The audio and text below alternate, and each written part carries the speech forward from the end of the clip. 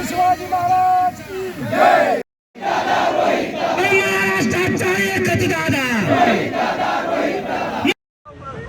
मी एवढंच म्हणेल की तिसरी आघाडी जी आता काढली जाते त्याचा प्रत्यक्ष अप्रत्यक्ष फायदा भाजपना होणार आहे।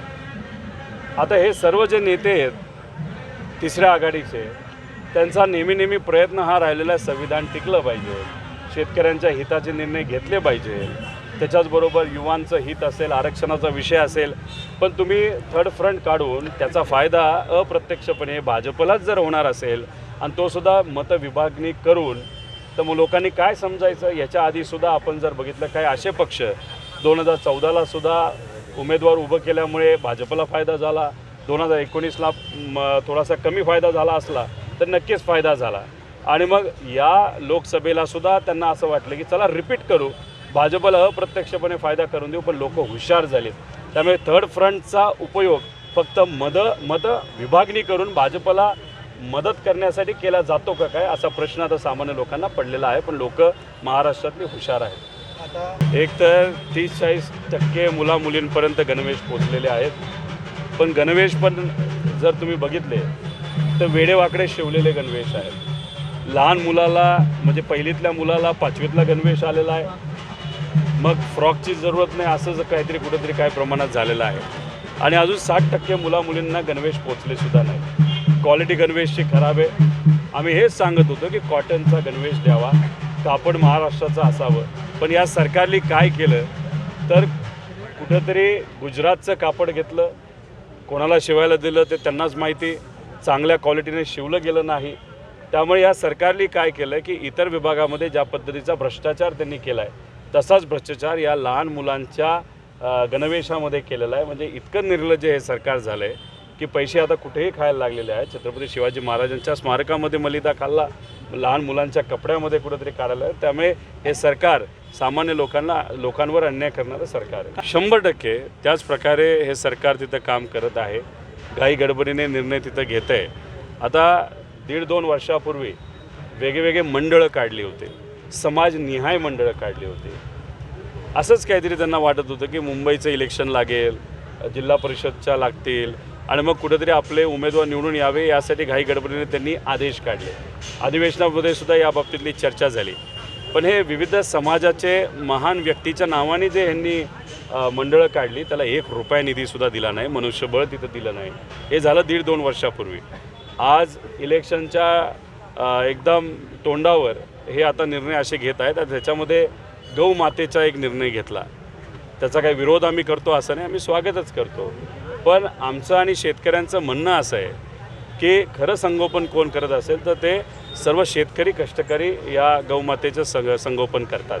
अशा परिस्थितीमध्ये दुष्काळाच्या काळामध्ये पाणी नव्हतं, चारा नव्हता, त्यामुळे शेतकरी गौमातासुद्धा या सरकारकडे लक्ष देऊन होते की त्यांना अन्न मिळेल, चारा छावण्यास कुठेतरी सुरू होतील, पण 6 महिने 5 महिने दुष्काळ असताना एकसुद्धा चारा छावणी या सरकारने तिथं काढली नाही, आणि कुठं कधी काढली तर जून महिन्यामध्ये पाऊस सुरू झाल्यावर काढली। लंपीचा प्रादुर्भाव मोठ्या प्रमाणात वाढलेला आहे, दूध जे काही अनुदान मिळतं आहे ते वेळेवर मिळत नाही, अपुरं आहे।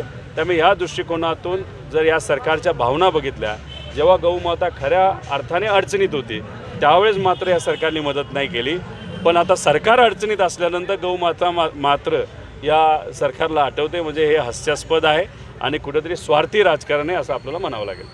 तुम्ही जर बघितला तर जळगावमध्ये जालन्यामध्ये सुद्धा महिलांवर लहान मुलांवर लाठीचार्ज झाला, वारकरी संप्रदायावर या सरकारने लाठीचार्ज केला।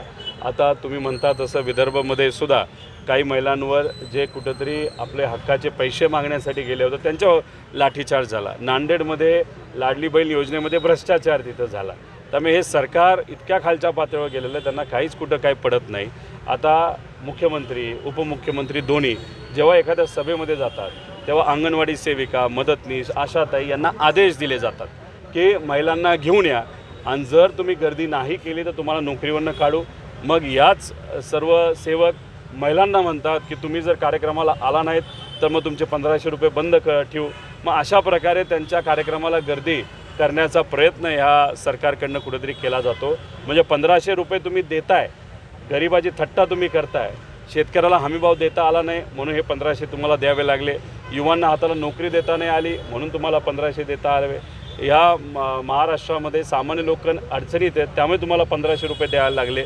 आणि मग या 1500 रुपयाचं फक्त तुम्ही काय करत आहात तर राजकीय भांडवल तिथं कुठेतरी उभं करत आहेत. आता स्वतः गडकरी साहेब काय बोलले की या सरकारकडे पैसा राहिलेला नाही आणि लाडकी बहीण योजना का आणली तर फक्त इलेक्शन डोळ्यासमोर ठेवून आणलेली आहे. त्यामुळे गडकरी साहेबांचं आता कुठेतरी लोकांनी ऐकून घेतलं पाहिजे, सरकारच्या लोकांनी सुद्धा ते ऐकून घेतलं पाहिजे. त्यामुळे हा जो खेळ चालला आहे हा सामान्य लोकांच्या भवितव्याबरोबर खेळ हे सरकार करते. कशासाठी तर फक्त लाडकी खुर्चीसाठी.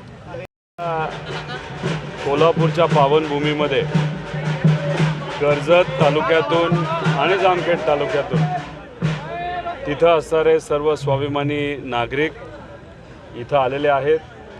या सर्वांनी मिळून स्वाभिमान महापुरुष यात्रा अशी त्यांनी काढलेली आहे. याच्यामध्ये सकाळी संत श्री बाळूमामांचं दर्शन या सर्व नागरिकांनी घेतलं.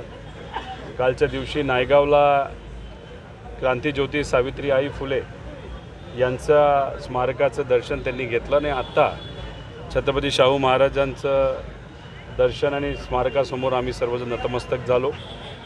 डॉक्टर बाबासाहेब आंबेडकरांचा जो पुतळा आपल्या या नगरीमध्ये आहे, जो त्यांच्या हयातीमध्ये बांधला गेला होता, तिथं आम्ही दर्शन घेऊन महालक्ष्मीचं दर्शन घेऊन मग पुढे लोकशाही अण्णाभाऊ साठेंच्या जन्मभूमीमध्ये जाणार आहोत. अशा प्रकारचा हा दौरा तिथे असणाऱ्या नागरिकांनी एकत्रित येऊन स्वतः नियोजित केलेला आहे. त्यांच्याबरोबर या पावनभूमीमध्ये येऊन माझ्यासारख्याला सुद्धा मनापासून आनंद होतो. दादा, एकीकडे तुम्ही लोकसभा निवडणुकीत राज्यातल्या 14 जागांवर वोट जिहाद झाल्याची टीका केली आहे, कसं बघताय? देवेंद्र फडणवीस साहेब घाबरलेले आहेत. तसंच दिल्लीवरनं आदेश आला असावा की जे काय कुठले आपण सर्वे केले त्याच्यामध्ये भाजप काय 60च्या पुढं जात नाही आणि महायुती एकत्रित करूनसुद्धा 115च्या पुढं जात नाही.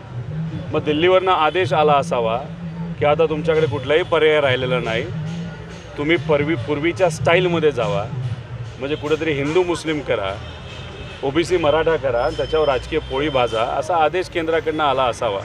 म्हणून अशा पद्धतीचे वक्तव्य हे देवेंद्र फडणवीस साहेब करत आहेत.